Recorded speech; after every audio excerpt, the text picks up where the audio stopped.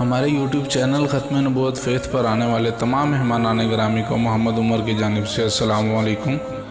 امید کرتے ہیں آپ تمام احباب خیریت سے ہوں گے۔ جو احباب ہمارے چینل پر نئے ہیں ان سے گزارش ہے کہ وہ ہمارے چینل پر موجود پچھلی تمام ایپیسوڈز بالترتیب ملاحظہ فرما کر مستفید ہوں۔ تو ناظرین گرامی، ہم رسول اکرم صلی اللہ علیہ وآلہ وسلم کی شان اور سیرت النبی بیان کرتے ہوئے پچھلی ایپیسوڈ میں ہم نے رسول اکرم صلی اللہ علیہ وآلہ وسلم کے سلسلہ نسب سے بیان کو شروع کیا تھا، جس کا بقیہ ہم آپ کی خدمت میں آج بیان کریں گے۔ آپ سے گزارش ہے کہ ہماری ویڈیو کو آخر تک ضرور دیکھیے گا۔ ہاشم نے اپنے فرض کو نہایت خوبی سے انجام دیا۔ حجاج کو نہایت سیر چشمی سے کھانا کھلاتے تھے، چرمی حوضوں میں پانی بھروا کر زمزم اور منا کے پاس سبیل رکھتے تھے۔ تجارت کو نہایت ترقی دی۔ کیسر روم سے خط و کتابت کر کے فرمان لکھوایا کہ قریش جب اس کے ملک میں تجارت کا سامان لے کر جائیں تو ان سے کوئی ٹیکس نہ لیا جائے۔ حبش کے بادشاہ نجاشی سے بھی اسی قسم کا فرمان حاصل کیا۔ چنانچہ اہل عرب سردیوں میں یمن اور گرمیوں میں شام اور ایشیائی کوچک تک تجارت کے لیے جایا کرتے تھے۔ اس زمانہ میں انگورا، جو ایشیائی کوچک کا مشہور شہر ہے، کیسر کا پایا تخت تھا۔ تجار قریش انگورا میں جاتے تو کیسر نہایت عزت اور حرمت سے خیر مقدم کرتا تھا۔ عرب میں راستے محفوظ نہ تھے۔ ہاشم نے مختلف قبائل میں دورہ کر کے قبائل سے یہ معاہدہ کیا کہ قریش کے کاروانے تجارت کو ضرر نہ پہنچائیں گے، جس کے صلہ میں کاروانے قریش ان قبائل میں ان کی ضرورت کی چیزیں خود لے کر جائے گا اور ان سے خرید و فروخت کرے گا۔ یہ سبب تھا کہ عرب میں باوجود عام لوٹ مار کے قریش کا قافلہ تجارت ہمیشہ محفوظ رہتا تھا۔ ایک دفعہ مکہ میں قحط پڑا۔ ہاشم نے اس قحط میں شوربہ میں روٹیاں چورا کر کے لوگوں کو کھلائیں۔ اس وقت سے ان کا نام ہاشم مشہور ہو گیا۔ عربی زبان میں چورا کرنے کو حشم کہتے ہیں، جس کا اسم فاعل ہاشم ہے۔ ایک بار تجارت کی غرض سے شام گئے، راستہ میں مدینہ میں ٹھہرے۔ وہاں سال کے سال بازار لگتا تھا۔ بازار میں گئے تو ایک عورت کو دیکھا جس کی حرکات و سکنات شرافت اور فراست کا اظہار کرتی تھی۔ اس کے ساتھ حسین اور جمیل بھی تھی۔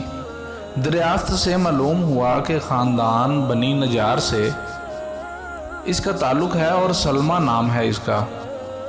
ہاشم نے اس سے شادی کی درخواست کی اور اس نے قبول کر لی۔ غرض نکاح ہو گیا۔ شادی کے بعد یہ شام کو چلے گئے اور غزوہ میں جا کر انتقال کیا۔ سلمہ کو ایک بیٹا پیدا ہوا، اس کا نام شیبہ رکھا گیا۔ اس نے قریباً 8 برس تک مدینہ میں پرورش پائی۔ ہاشم کے بھائی جن کا نام مطلب تھا، ان کو یہ حالات معلوم ہوئے تو فوراً مدینہ روانہ ہوئے۔ وہاں پہنچ کر بھتیجے کی جستجو کی۔ سلمہ نے ان کے آنے کا حال سنا تو بلاوا بھیجا۔ 3 دن مہمان رہے۔ چوتھے دن شیبہ کو ساتھ لے کر مکہ معظمہ روانہ ہو گئے۔ ان کی عمر 8 برس تھی۔ یہاں آ کر ان کا نام عبد المطلب پڑ گیا۔ عبد المطلب کے لفظی معنی مطلب کا غلام ہیں۔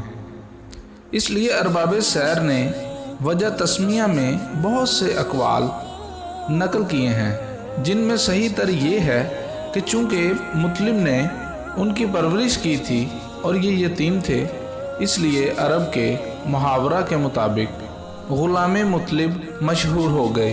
عبد المطلب کی زندگی کا بڑا کارنامہ یہ ہے کہ زمزم کا جو کنواں ایک وقت میں گم ہو گیا تھا، انہوں نے اس کا پتہ لگایا اور کھدوا کر نئے سرے سے درست کروایا۔ انہوں نے منت مانی تھی کہ 10 بیٹوں کو اپنے ساتھ جوان دیکھیں گے تو ایک کو خدا کی راہ میں قربان کر دیں گے۔ خدا نے یہ آرزو پوری کی۔ 10 بیٹوں کو لے کر کعبہ میں آئے اور پجاری سے کہا کہ ان 10 پر قرعہ ڈالو، دیکھو کہ کس کا نام نکلتا ہے۔ इत्फाक से अब्दुल्ला का नाम निकला। ये उनको लेकर कुर्बान गाह को चले। अब्दुल्ला की बहनें जो साथ थीं रोने लगीं और कहा कि इनके बदले 10 ऊँट कुर्बानी कीजिए, इनको छोड़ दीजिए। अब्दुल मुत्तलिब ने पुजारी से कहा कि अब्दुल्ला पर और 10 ऊँटों पर कुरा डालो। इत्तफाक ये कि अब्दुल्ला ही के नाम पर कुरा निकला। अब्दुल मुत्तलिब ने अब 10 की बजाय 20 ऊँट कर दिए, यहाँ तक कि बढ़ाते बढ़ाते 100 तक नौबत पहुँची तो ऊँटों पर कुरा आया। अब्दुल मुत्तलिब ने 100 ऊँट कुर्बानी किए और अब्दुल्ला बच गए। अब्दुल मुत्तलिब के 10 या 12 बेटों में से 5 शख्सों ने इस्लाम या कुफर की खसूसियत की वजह से शोहरत आम हासिल की, यानी अबू लहब, अबू तालिब, अब्दुल्ला, हज़रत हमज़ा रज़ी अल्लाह ताला अन्हो, हज़रत अब्बास रज़ी अल्लाह ताला अन्हो।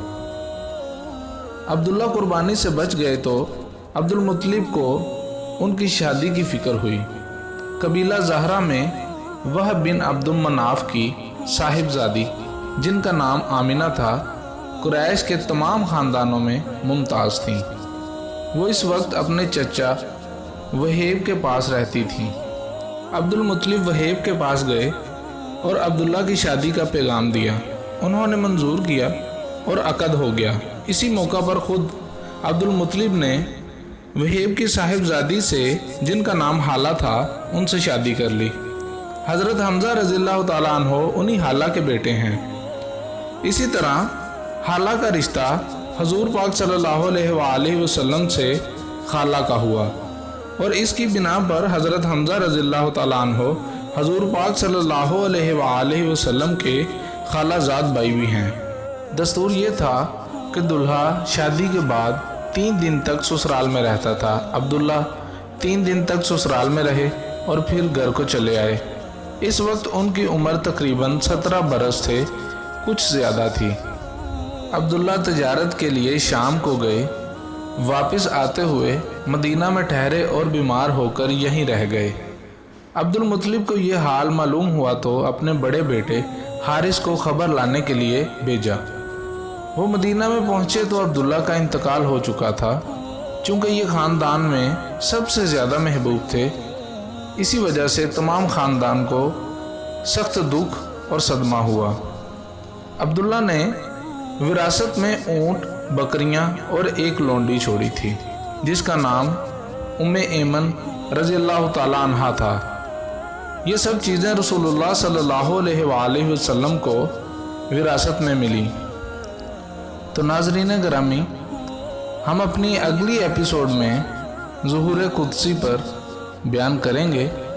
आपसे गुजारिश है कि हमारी तमाम एपिसोड्स बिलतरतीब देखा करें, जिससे आपके इल्म में इजाफ़ा होगा और जो इल्म आपके पास है वो हमारे साथ शेयर ज़रूर कीजिएगा। अल्लाह पाक आपको इसकी जज़ाए खैर अता करे।